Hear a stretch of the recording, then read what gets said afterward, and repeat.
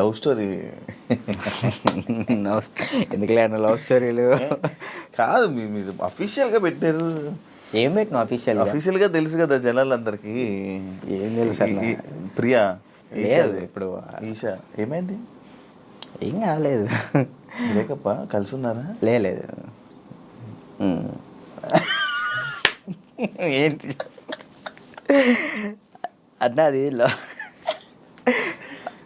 అదొక ప్రోగ్రామ్ అన్న. ప్రోగ్రాంలో వాళ్ళు చెప్పి మేము చేయి. ఇప్పుడు సుధీర్ రేష్మి లవర్స్ అని నమ్ముతారు కాదు కదా, అట్లా నేను తను అచ్చా లవర్స్ ఏం కాదు, జస్ట్ ప్రోగ్రామ్ వరకు. నువ్వు నవ్వకన్నా. యాక్చువల్లీ తను చాలా మంచి అమ్మాయి. ఆ విషయంలో చాలా అంటే చాలా మంచిది. మనమే వేస్ట్ కాలం కాబట్టి తను ఇప్పుడు హ్యాపీగా. మరి ఆ రూమర్స్ అన్నీ ఇవన్నీ తప్ప? మీరు రిలేషన్ అని ఇవన్నీ లవర్స్ తర్వాత బ్రేకప్ అయిందని అంత చెప్పి నవ్వుతున్నావు. ఏం చెప్పాలన్నా ఆన్సర్? కాదు, ఆన్సర్ రావట్లేదు. సరే ఇప్పుడు దాకా బాగా మాట్లాడా. చెప్పలే. తనకి ఇప్పుడు మంచి లైఫ్ ఉంది, తను హ్యాపీగా ఉంది. మనం మాట్లాడి ఎందుకని చెప్పేసి అలా. ఓకే, ఆ టాపిక్ మేము ఎందుకు డిస్టర్బెన్స్.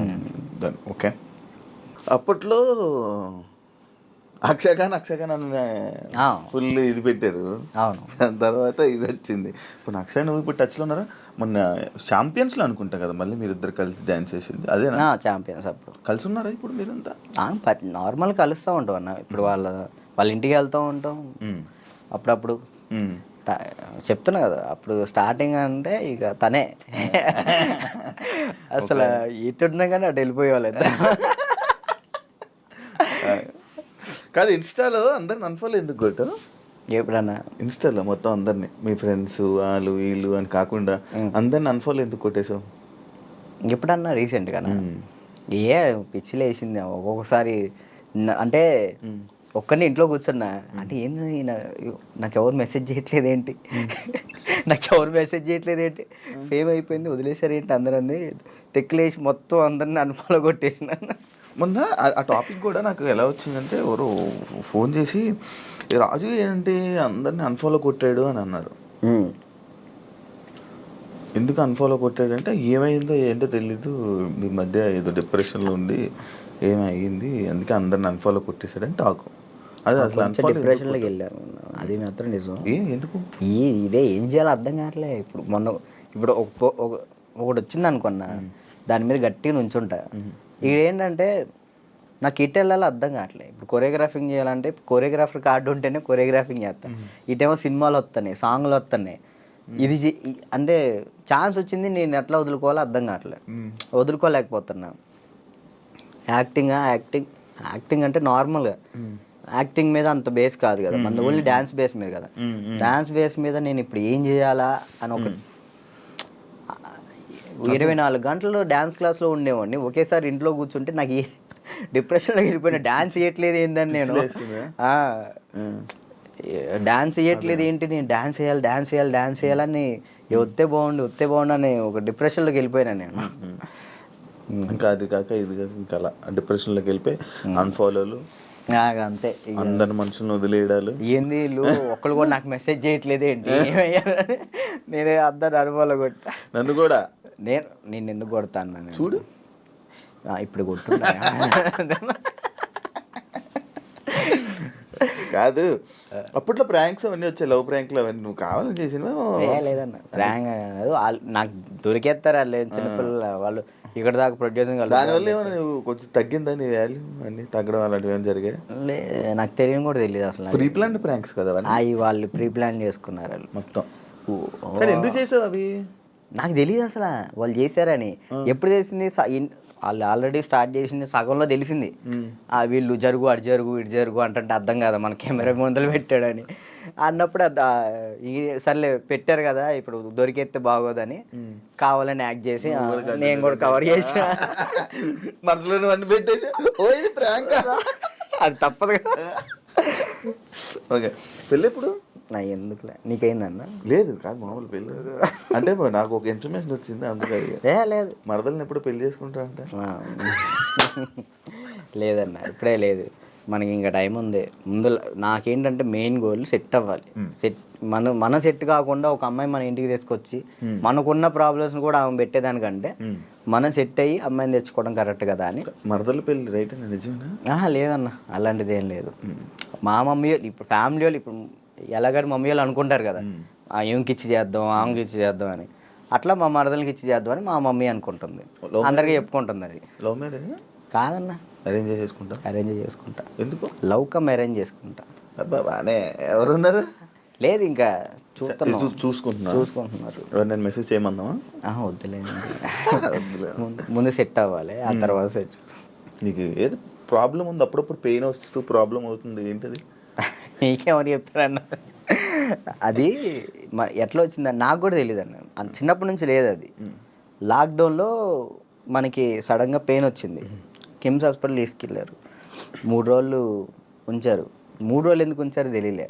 అప్పుడు చెప్పారనమాట, హార్ట్ బీట్ చాలా స్లో కొట్టుకుంటుంది, ఏమైందో తెలియట్లేదు, చిన్నప్పటి నుంచి వస్తే ప్రాబ్లం లేదు, బట్ ఇప్పుడు వస్తే చిన్నప్పటి నుంచి ఉంటుందంట స్లో బీట్, తక్కువ కొట్టుకునేది అందరికి ఉంటుందంట, కొంతమందికి ఉంటుందంట. అది చిన్నప్పటి నుంచి ఉంటే ప్రాబ్లం లేదు, ఇప్పుడు వస్తే ప్రాబ్లం ఉంటుంది అని చెప్పేసి అన్న. కొన్ని ట్యాబ్లెట్లు ఇచ్చారు, అవి వాడాం, అప్పుడు రాలే. 1 year తర్వాత ఇప్పుడు ప్రెషర్ తీసుకుంటే అప్పుడు పెయిన్ వస్తుంది. రెస్ట్ తీసుకుంటావా? వెళ్ళి సైడ్కి వెళ్ళి రెస్ట్ తీసుకుంటావా? పడిపోతాను అక్కడ, ఆటోమేటిక్గా వాటర్ తాగితే సెట్ అవుతుంది. అప్పుడు కొంచెం వాటర్ తాగితే అప్పుడు సెట్ అవుతుంది. సడన్గా పెయిన్ రావటం ఇప్పుడే మెంటల్ ప్రెషర్ తీసుకున్నప్పుడే, స్ట్రెస్ ఎక్కువైపోయి స్ట్రెస్ అయినప్పుడు ఇది మనకి షాక్ కుట్టింది కదా, షాక్ కుట్టినట్టు ఇలా అనిపించింది, అలా పడిపోతావు. ఒక 1/2 hour తర్వాత మళ్ళీ సెట్ అయిపోతావు. తగ్గిందా? సెట్ అయిందా? ఇప్పుడైతే మ్యాక్సిమం ఒక నెలలో ఒకసారి వస్తుంది, అప్పుడైతే వారానికి ఒకసారి వచ్చేది. మరి చెప్పలేదు ఎవరికి? ఎవరు నమ్ముతారండి, ఇదే సొల్లు మాటలు చెప్తున్నావు అనుకుంటారు వాళ్ళు. అవి చెప్పుకొని ఏం చేస్తావు అని, అంతే, ఏం లేదు, ఇది మన ప్రాబ్లం కదా ఇది అని. రాజుని కొన్ని విషయాల్లో నెగిటివ్ చేశారు, ఎందుకు ఆ బ్యాడ్ నేమ్ వచ్చింది అమ్మాయిలని అదని? ఈ ఎంత బయట వాళ్ళు ఇష్టపడుతుంటే అంత పన్నోళ్ళు ఎక్కువ ఉన్నారు. ఇప్పుడు వాడికి తెలీదో నాకు తెలీదు, కానీ నా గురించి మాత్రం బ్యాడ్ మాట్లాడేస్తాడు. అది విన్నా వినకపోయినా కానీ వాళ్ళెవరి ముందు బ్యాడ్ మాడేస్తారు. వీళ్ళు 10 మంది చెప్తారు, వాళ్ళు పోయి ఇంకో 10 మంది చెప్తారు, అట్లా ఒక్కొక్కళ్ళు. అప్పట్లో D10 టైంలో ఎన్టీఆర్ గారు అవార్డు తీసుకున్నావు కదా, మళ్ళీ ఎప్పుడైనా కలిసావా? మళ్ళీ అంటే ఆయనే గుర్తుపట్టి ఎయిర్పోర్ట్లో ఎన్టీఆర్ సార్ గుర్తుపట్టారు. నేను అసలు పిచ్చోనైనా ఆయన నన్ను గుర్తుపట్టు ఏంటంటే, ఏదో న్యూ ఇయర్ పార్టీకో ఇటు వెళ్తున్నారు, చాలా మంది వెళ్తున్నారు, రానా గారు, రాజమౌళి గారు, అనుష్క గారు, చాలా మంది వెళ్తున్నారు. అయితే నేను ఇట్లా మిర్రర్ దగ్గర స్పెట్స్, అప్పుడే ఎయిర్పోర్ట్ మనకి ఈవెంట్ ఉంటే నేను ఎయిర్పోర్ట్లో ఉన్నా, స్పెట్స్ చూసుకుంటూ ఉన్నా, గుర్తుపట్టారు, ఆయన రమ్మని అన్నారు. ఆ బాడీ గార్డ్స్ ఉంటారు కదా, వాళ్ళు వచ్చి రారా అన్నారు. అంటే ఎవరన్నా ఏందన్నా, ఆయన ఎంత ఎత్తున్నాడు, ఏదన్నా అంటే ఇట్లా అంటే పక్కకి తీసుకెళ్తే అక్కడ చూడంగానే ఎన్టీఆర్ సార్ ఉన్నారు. నేను అసలు చేదు వణికిపోయినాయి. అంటే అక్కడంటే డాన్స్ చేసే మూడ్లో ఉన్నాను కదన్నా, అక్కడ ఎన్టీఆర్ సార్ ఉన్నారు, వాళ్ళు ఉన్నారు, వీళ్ళు అసలు ఆ మైండ్లో లేదు. ఇది కొట్టాలి, సంవత్సరం పాటు నేను కష్టపడిన, నా కింద మా మాస్టరు, నా స్టూడెంట్స్, మా ఊళ్ళో ఎంతమంది కష్టపడ్డారు, ఒక్కడి మీద ఆధారపడి ఉంది. అది 1 year కదా అప్పుడు షూట్? 1 year. అది అప్పుడు 1 year షూట్ కదా ఒకటి. ఇప్పుడు 6 months లో అయిపోతుంది. అసలు నరకం అన్న, ప్రతి షెడ్యూల్కి 1 year పాటు హాస్పిటల్లో ఉన్నాను నేను. దానికైతే అయితే అంత కష్టం ఉంది కదా. ఆ టైంలో మా ఎన్టీఆర్ సార్ని నేను ఊహించుకోలేదు. మా పక్కన ఎన్టీఆర్ సార్ ఉన్నారు, నా చేయబట్టుకున్నారు అన్న థాట్లో లేను. ఈ ఎయిర్పోర్ట్లో సడన్గా నన్ను ఎన్టీఆర్ సార్ గడవగానే నాకు వణికిపోయినాయి. బాగున్నా, మంచి పొజిషన్కి వెళ్ళు, ఆల్ ది బెస్ట్ అని చెప్పేసి థ్యాంక్స్ అన్న. ఆయనే పిలిచారు. హీరోలు ఇంకా ఎవరైనా గుర్తుపట్టి ఏమైనా కాంప్లిమెంట్స్ ఇచ్చిన రోజు ఉన్నాయి? సుధీర్ బాబు గారు, హీరో సుధీర్ బాబు గారు రమ్మన్నారు, పర్సనల్గా అక్కడ మా ప్రాక్టీస్ చేయించాను. ఇంకా అంతే సుధీర్ బాబు గారు. కానీ నీకు ఇంకా వెళ్ళాలి హీరోలకి పర్సనల్ ట్రైనింగ్ అలాంటి ప్లాన్స్ లేవా మరి? అంటే కొరియోగ్రఫీ ఖాళీ ఉండిపోవడం కాకుండా మనకి పిలిస్తే వెళ్తాం అన్న, మనం పోయి వాళ్ళతో మాట్లాడలేము. ఏం కాంటాక్ట్స్ లేవా నీకు? అసలు నేను ఎవరితో ఎవరితో ఏం మాట్లాడాలో తెలియదు అన్న. అంటే ఇప్పుడు మనం ఏమన్నా భయం ఒకటి భయం ఉంది. భయం ఉంది. ఇంట్రోవర్టా నువ్వు? ఏమో తెలీదు, ఇంట్రోవర్ట్ అని నాకు తెలీదు. మరి నాకైతే ఒక భయం ఉంది, ఏమనుకుంటారు ఏంటో మనం మాట్లాడితే, తప్పుగా ఏమైనా అనుకుంటారా, వాళ్ళ పొజిషన్లో ఉన్నారు, మనం కొంచెం వెళ్ళినా అప్పుడు మాట్లాడవచ్చు. ఇప్పుడు మీరున్నారన్న, అన్న ఇది కావాలన్నా అని మిమ్మల్ని అడగగలుగుతా ఏదైనా. కానీ పక్కన వాళ్ళు ఎవరు తెలియకోకుండా నేను అలా మాట్లాడలేను. అంటే ఒక్కరోజు పరిచయం ఉన్నా మాట్లాడగలుగుతా, కానీ ఆ ఒక్కరోజు పరిచయం అవ్వదు మనకు. నార్మల్గా వెళ్ళి ఏ డైరెక్టర్ దగ్గరికైనా ఎక్కడికైనా ఆఫీసులకి అటు ఇటు తిరిగి ఆఫర్స్ అడిగితే కదా వస్తాయి. ఆఫర్లు వచ్చినాయి అన్న, డైరెక్టర్లు సాంగ్స్ ఇస్తా అన్నారు. ఇప్పుడు కూడా ఉంది, 4 సాంగ్లు ఇస్తా అన్నారు ఒక సినిమా. కార్డుకు దగ్గరికి వెళ్ళి అక్కడే ఎవరి దగ్గర రోజు ట్రై చేయొచ్చు కదా మరి. కార్డుకి కూడా వెళ్ళిన, కార్డుకి కూడా వెళ్తే 1 year ఆగండి అన్నారు. మరి డాన్సర్కి ఎందుకు తీసుకోలేదు? ఇప్పుడు డాన్సర్ చేస్తే మళ్ళీ కొరియోగ్రాఫర్ కార్డ్కి ఇంకా టైం పట్టిద్ది. ఇప్పుడు డాన్సర్ కార్డ్ తీసుకున్నాను, టైం పట్టిద్ది. ఇప్పుడు సాంగ్లు పోతాయి అప్పుడు. ఇప్పుడు ఫస్ట్ నీకు కావాల్సింది కొరియోగ్రాఫర్దే, ఇంకే కార్డు వద్దు. ఫ్యామిలీ ఎలా ఉన్నారు? అప్పుడు అమ్మని చూసుకుంటారు, ఇల్లు కట్టాలి అవన్నీ అయ్యాయి అవన్నీ. స్థలం అయితే తీసుకున్నా అన్న, కట్టాలి. మమ్మీ నేను అంతే, మమ్మీ నేను చెల్లి. డాడీ వెళ్ళిపోయాడు, తెలుసు కదా మీకు. డాడీ వెళ్ళిపోయారు, ఇక ముగ్గురు నేను వాళ్ళిద్దరిని చూసుకుంటూ హ్యాపీగా ఉన్నా. చెల్లి మధ్య లవ్ మ్యారేజ్ చేసుకుందంట? లవ్ మ్యారేజ్ అయిపోయింది, మ్యారేజ్ అయితే అయిపోయింది చెల్లికి. Love marriage? మేము ఒప్పుకున్నాం ఆల్రెడీ. ఓకే, ఒప్పుకున్నాం, వాళ్ళు చేసుకున్నారు. Love marriage. నువ్వు కూడా ఇంకా లవ్ మ్యారేజ్?